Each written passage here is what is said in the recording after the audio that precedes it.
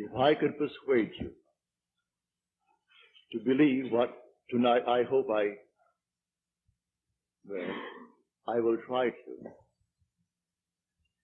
your entire world would change.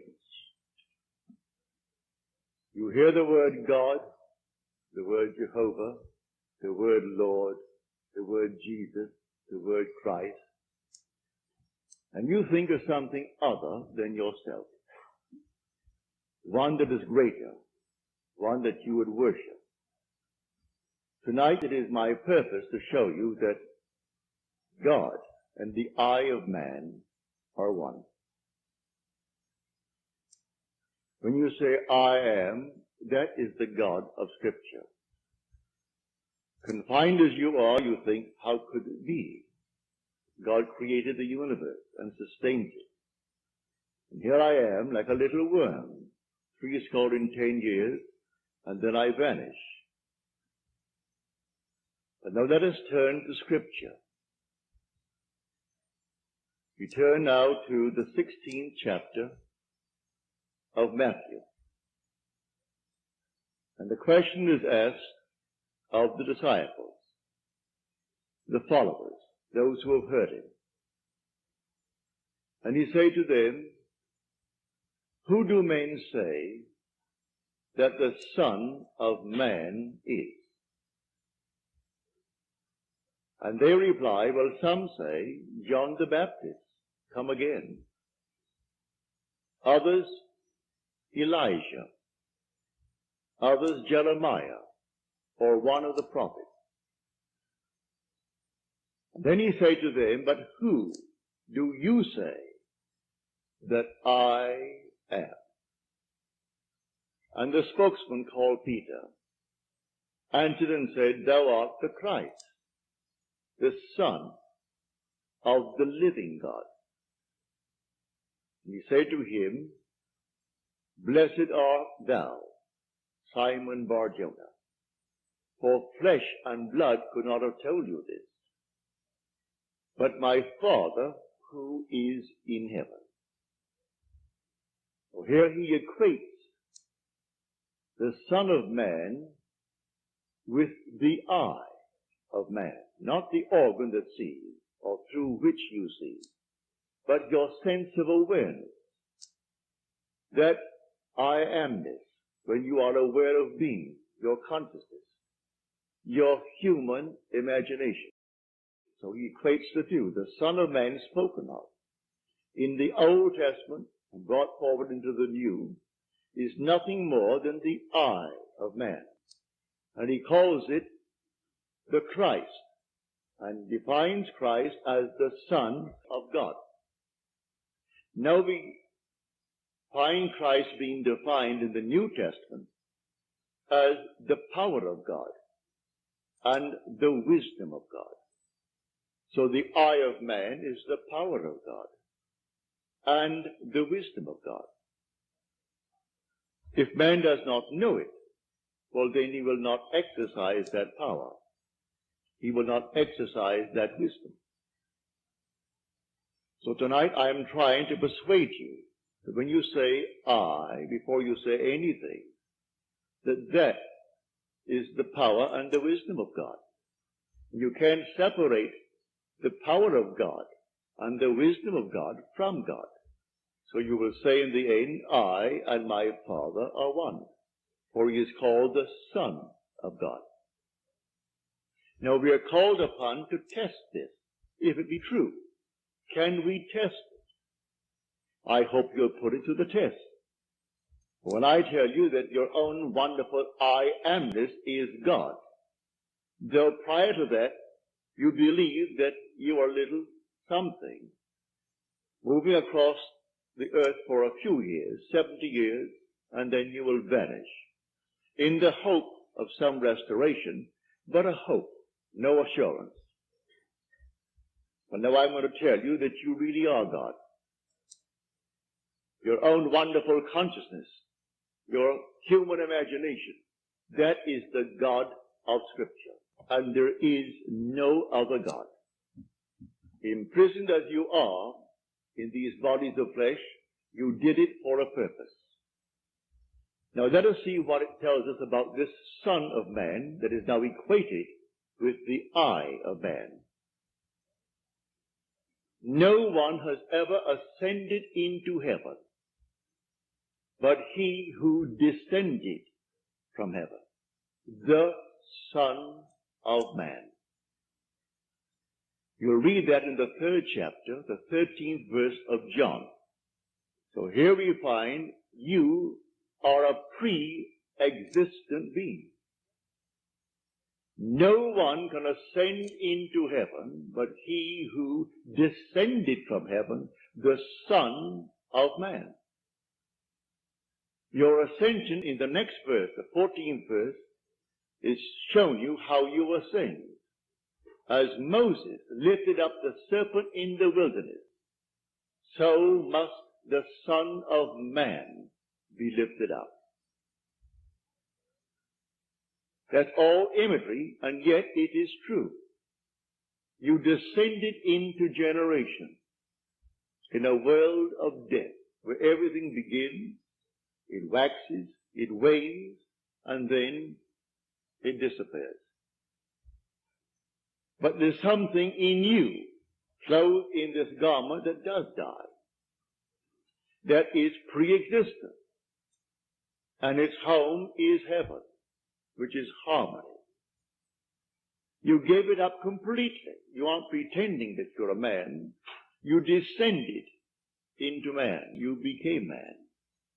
With all the weaknesses, all the limitations, all the restrictions of man, to experience this world of death and decay. There will come a moment in time that you will ascend from this restriction, taking with you the experience that is yours because of this restriction. And you will ascend in the same manner that Moses lifted up the serpent in the wilderness. That was an adumbration. That was a foreshadowing. You will rise from the base of your spine, up your spine into your own skull, for heaven is within you. And you will rise like a fiery serpent, without any loss of identity. The form you wear, I hesitate to describe it. I will tell you that your face is human, your hands are human, your voice is human, but do not ask me to describe the body that you wear. It's infinite power, infinite wisdom, and yet it is a form. You are that fiery being that descended, not because of anything that was wrong when you descended. The fall is not because of any mistake on our part. It's a predetermined plan to come down into the world of death and decay and overcome it. If coming down, wearing these garments, we knew who we were, pretending that we were men, we could not accomplish it. Any more than an actor on the stage, pretending that he is Hamlet, can actually play that part. He has to actually assume it, but even then it is still with a little something in his mind. He knows he is the great actor who tonight will go home to his lovely home, and he'll take off the garment and hang it up once more, and tomorrow he'll replay the play. You don't do that in this play of God. You don't take off the garment. You wear it for your 80, and if by strength, your 80, or maybe even longer, or shorter. But the eye of man is the God of Scripture. Put it to the test. Let me now, first of all, before we go into the testing of it, make clear what I said on the last lecture night, Friday night, prompted by a question that was asked here. For I had said in the previous lecture that there are ranks in heaven as they are on earth, for this is only a copy. Everything here is a shadow. It's a copy of the eternal realities. Believe me that when you say I, before you say I am John, I am Bill, I am this, I am that, I am the other, you are declaring yourself to be. And that sense of being is God. That's God. Now what are you going to put on it? All things are possible to God. All things. You could say now, as you're seated here, after first affirming that I am, you could then assume that I am, and you name exactly what you want to be. If you believe what I tell you about your own I amness, and remain faithful to what you have assumed, that assumption will harden into fact. When you pray in the true sense of the word, you do not pray to any external God. Everything he creates from within himself. And this pattern, the individual awakens within himself. And who does it? The I of man. And that is God. Now tonight you can test it, as you're called upon to test it. Test yourselves and see. Do you not realize that Jesus Christ is in you? Unless, of course, you fail to meet the test. Examine yourselves to see whether you are holding to the faith. What faith? To have someone tell me that I am a Christian, or I'm a Jew, or a Mohammedan, and holding to that faith that they talk about? No. The faith that I'm talking about tonight. That your own wonderful I amness is God. Test it to see if you're holding to that faith. If you're holding to that faith, and all things are possible to God, you should be able to prove it in the testing. Having convinced myself through experience, I have come to the conclusion that because I am aware that I am, that is God. For if by him all things are made, and without him is not anything made that is made, and I start from scratch, only imagining a state, and then I boldly assume that it is real, that I am actually experiencing that state now. And then in the not distant future, that state crystallizes in my world. Well, then I have found God. I have found the source of the phenomena of life. My only concern then is to share it with others and tell them, for they're all one. We are one. No one is greater than the other, not fundamentally. In his claims of what he is in the world of Caesar, he has more money, or he has so-and-so and so-and-so, but basically the same creative power in the man tonight behind bars serving life is the same creative power of the one who sentenced him to life. It's the same being. There is only one God. Hear, O Israel, the Lord, our God, the Lord is one.